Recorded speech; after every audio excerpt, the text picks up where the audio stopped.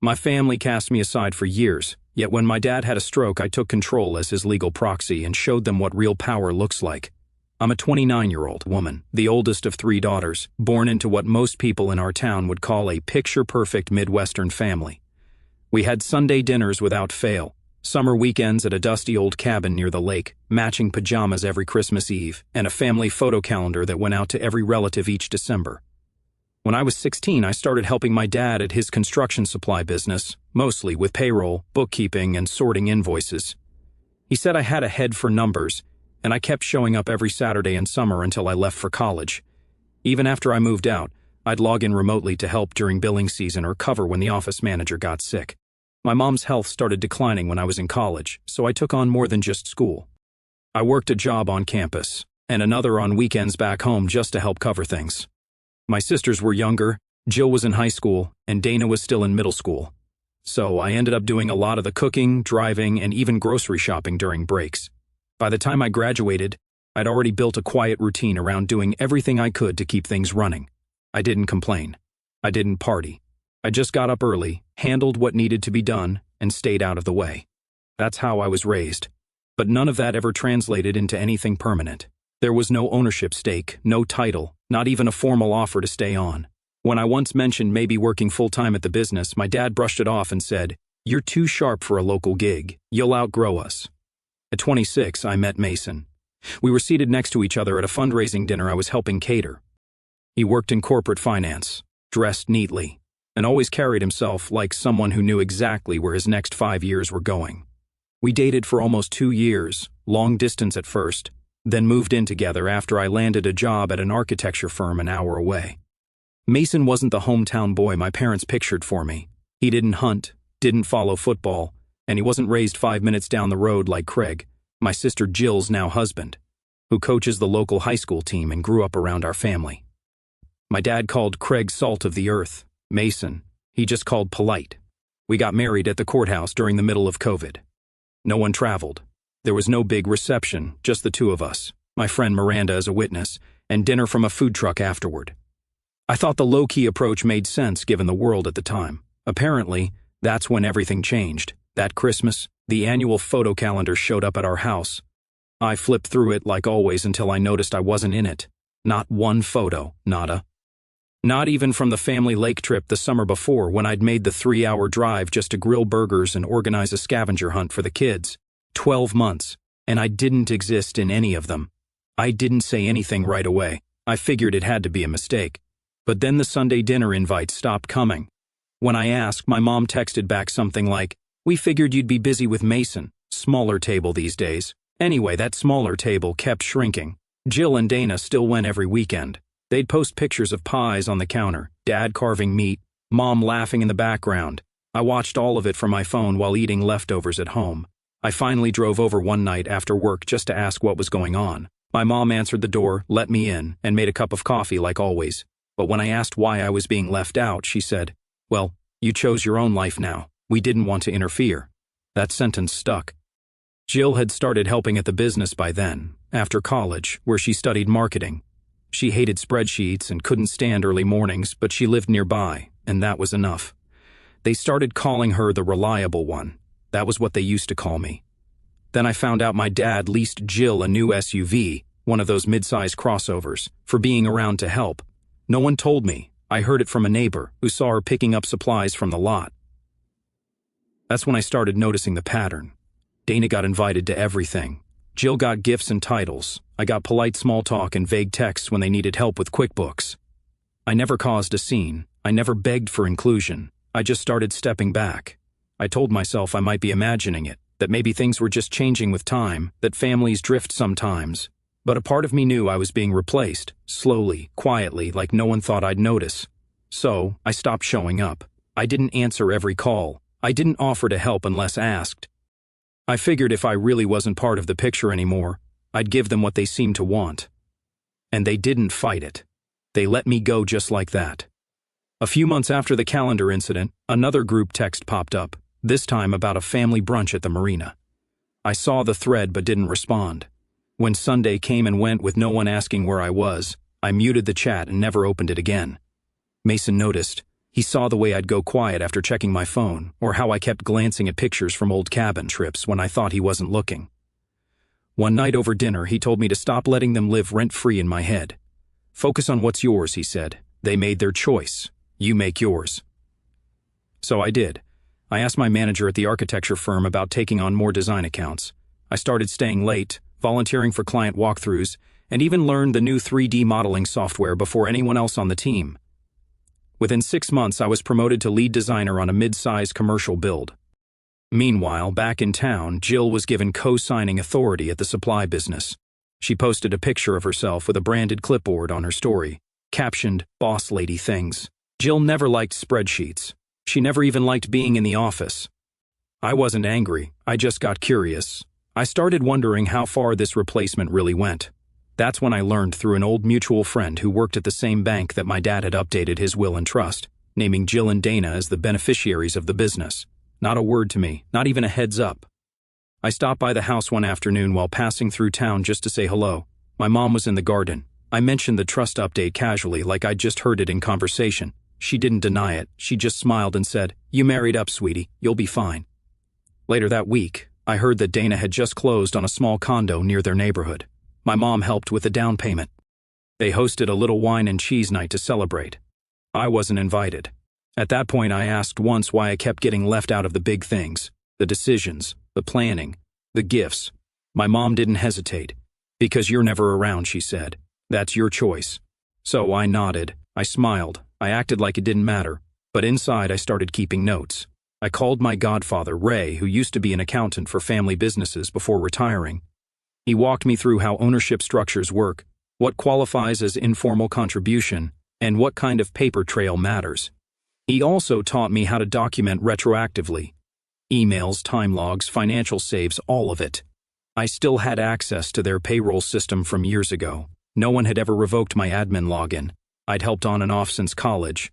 Holidays, sick leaves, bonus periods. When something broke, they always called me. I was the ghost in their system, fixing things in silence. That winter, while they were in Florida for Christmas, my dad texted me asking if I could, just this once, handle the holiday payroll. He said Jill was overwhelmed, and the temp was useless. I agreed, no questions asked. I logged in, ran the numbers, and processed everything like I always did, but this time I paid attention. That's when I saw it. Jill had a monthly line item labeled consulting bonus. It was categorized under services, but she wasn't a contractor. She was family. She didn't even show up most days. Her base pay was double what I ever made when I worked there full-time during college, and she was clocking in twice a week max. I cross-checked her digital timesheets, auto-logged entries with IP addresses. She'd clock in from her phone while sitting at brunch. Some entries were just minutes apart in different locations. I took screenshots, saved copies, and labeled everything. Not out of spite, but for clarity. They hadn't just replaced me. They were still using the system I built, the shortcuts I programmed, the invoice templates I'd created when I was 19. Jill was signing off on my legacy like it was hers, while getting paid bonuses to be the face of a business she barely understood. And they expected me to keep filling the gaps behind the scenes, quietly, invisibly, and without question. So, I stopped looking at the family chat and started looking at the numbers. The week after I uncovered the bonus scheme, I booked an appointment with a local estate lawyer Mason had worked with on a previous client project. I didn't explain much, just handed over a binder full of old spreadsheets, saved emails, and payroll logs. The lawyer reviewed everything and asked one question: "Did they ever promise you ownership?" I went home that night and searched through old emails. I found one from when I was 19 where my dad replied to my invoice template with, "This is why I want you running things someday." Another, from when I helped them fix a major billing error, said, "You're investing now for what will be yours one day." There were 6 of those scattered over 10 years. With Ray's help, I started building a report, a simple but thorough document tracing every admin task I'd ever done, including estimates on how much each one had saved the company, billing corrections, payroll cleanups, duplicate vendor flagging, you name it. Over 10 years, it added up to tens of thousands in saved labor and fees. Mason introduced me to a business mediator he knew, a woman who used to work in internal audits. She read through my file and told me, "This is unusually strong. Most people in your position don't keep records like this." I didn't tell anyone in my family what I was doing. No warnings, no speeches, just quiet steps. A few weeks later, I took on a part-time consulting contract with a regional construction supplier based 2 towns over. I didn't use my married name. They'd had a back-office issue with data reconciliation, something I could do in my sleep. I fixed it in 2 days and was asked to stay on retainer. My parents still didn't know, but I started seeing little signs that they were bragging in town about how well the girls were managing things. One vendor posted a group photo on social media with the caption, "Working with the next generation." Jill was in the shot, holding a clipboard. The invoice I processed for that vendor had gone out under my old template.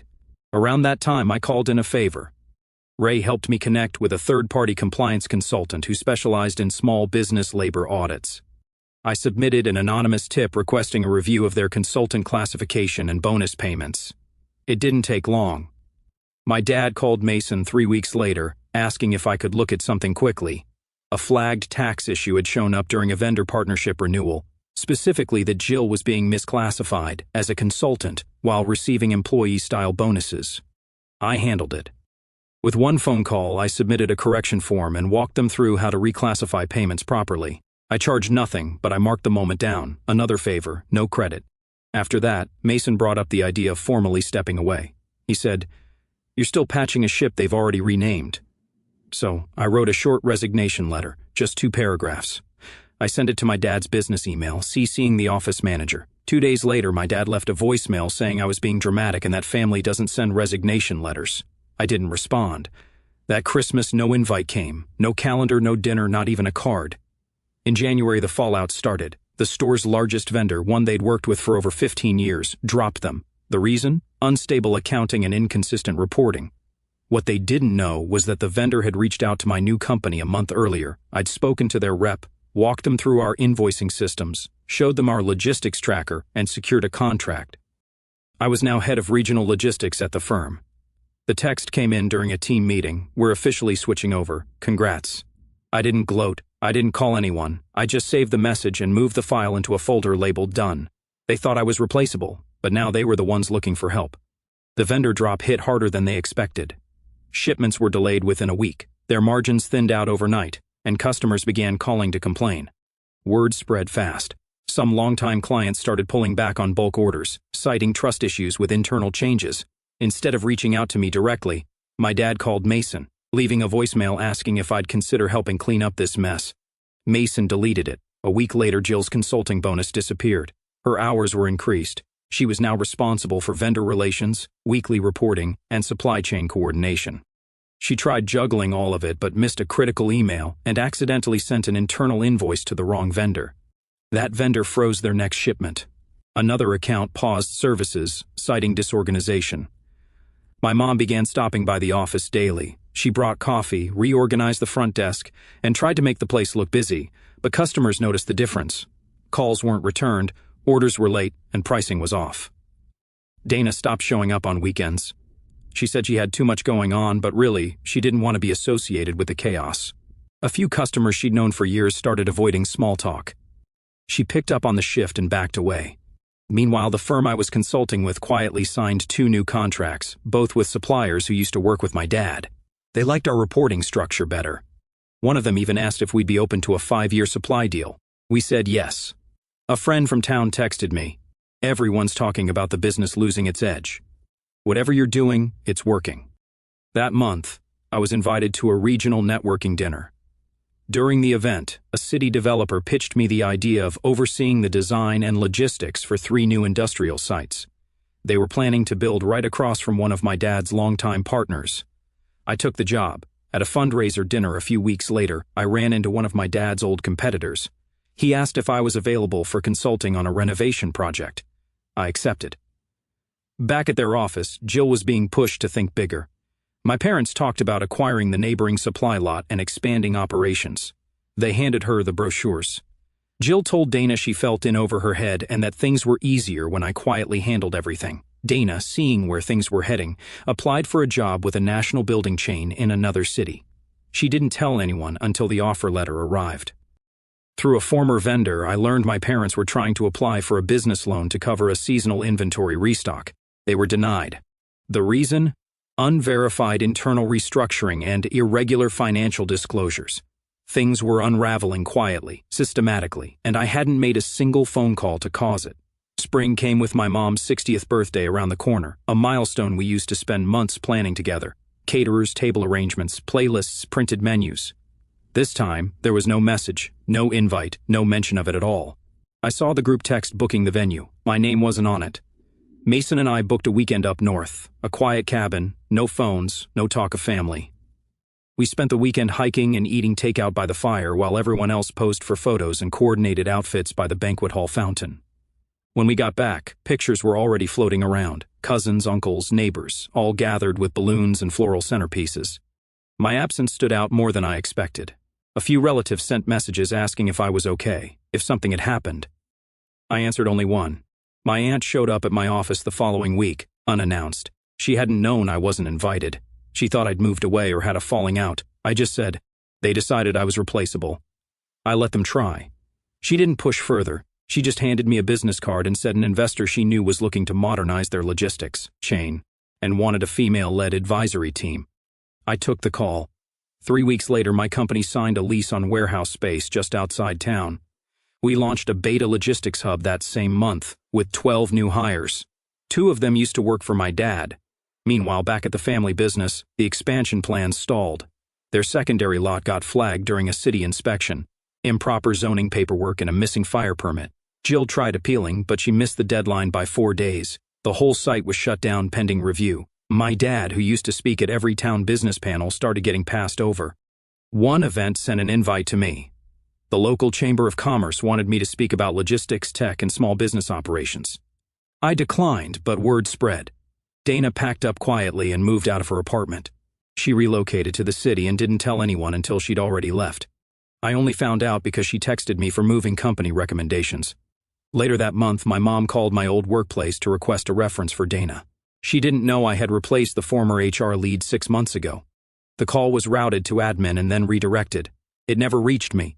No blocked numbers, no harsh words, just silence. They kept expecting me to come back and fix it, but I'd already built something else, and they were just now realizing no one was coming to clean up after them. By early summer, the heat wasn't the only thing rising. My dad's business reported a 30% revenue drop in just 1 quarter. Clients pulled back, accounts dried up, and delays became the new normal. I got a call from Ray, my old mentor. He didn't waste time. One of the banks was considering liquidating my family's secondary lot. The loan wasn't getting paid. My dad had tried appealing to the city council for a grace period, but they denied it due to too many financial inconsistencies. There was no trust left to extend. A few days later, a local real estate broker reached out. He had an industrial property up for grabs and thought my company might be interested in expanding warehouse capacity. I asked for the address. It was the secondary lot, my family's. I didn't negotiate. I paid full market value and closed the deal under my company's name. No tricks, no shortcuts, just business. Construction started 2 weeks later. Jill drove by and saw the new logo going up. Our branding, clean signage, a different color scheme. Her family name wasn't on the fence. It never would be again. That night, my mom called Dana, crying. She said she didn't understand how things had gotten so bad so fast. Dana didn't sugarcoat it. She said, "You pushed her out. What did you expect?" The next week, I was invited to join a local advisory board for small business mentorship. I accepted. At the first meeting, 2 board members recognized me from a recent article in the local paper. It had run a short profile on my company's growth, with a photo of me in front of our new site. My name was on the front page for the first time since high school graduation. Later that month, one of my dad's former crew members showed up at my office, holding a resume in one hand and a folded-up baseball cap in the other. I didn't ask questions. I remembered him from back when I used to help with inventory. He was always patient, always kind. I hired him on the spot. Mason noticed I'd been quiet about it all. He reminded me, "You didn't take anything. They gave it away." By August, my company officially surpassed my father's in regional distribution metrics. We had more accounts, higher volume, and better turnaround time. And now, the same people who once told me I wasn't part of the family had to drive past my name on billboards, warehouse trucks, and delivery vans every single day. By fall, we expanded into 2 more counties and signed contracts with 3 government infrastructure suppliers.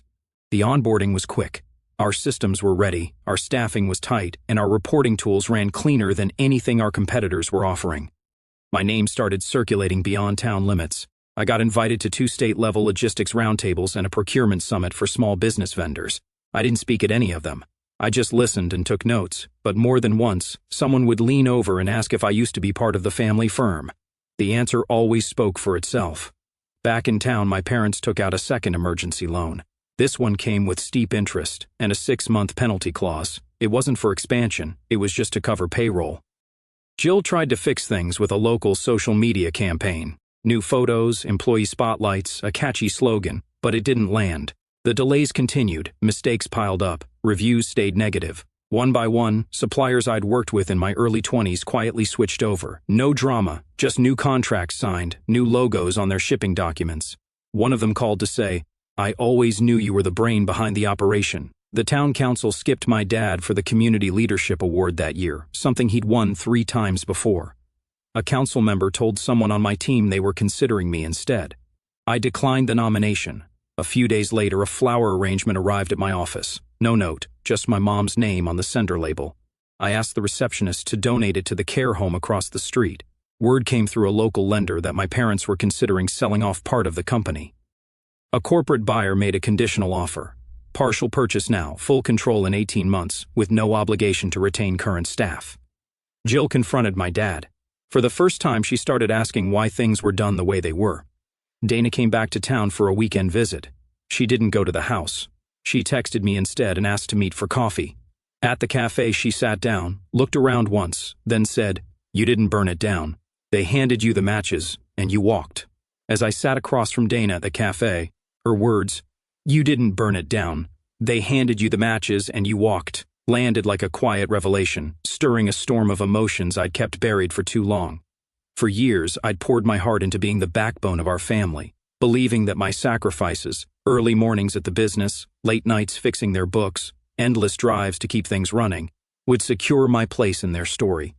But each exclusion, from the missing photo in the Christmas calendar to the unreturned calls, carved a deeper wound, one that throbbed with a silent, aching betrayal. It wasn't just the loss of recognition, it was the slow realization that the people I loved most saw me as dispensable, replaceable by proximity and convenience.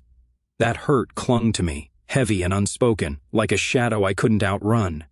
Yet beneath the pain, something stronger was taking root, a clarity that grew with every step I took away from their world and into my own.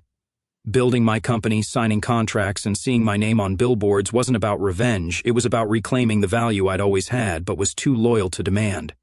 I grieved the family I thought we were, the one where Sunday dinners and lake trips meant we'd always hold each other close. But in that grief, I found freedom. Not the loud, triumphant kind, but a quiet, steady liberation that came from knowing I could stand on my own, unshackled from their expectations. I wasn't just surviving their rejection. I was crafting a life that shone brighter than their dismissal ever could. And for the first time, I felt the weight of their choices lift, leaving me to walk forward with a heart that was both scarred and unbound.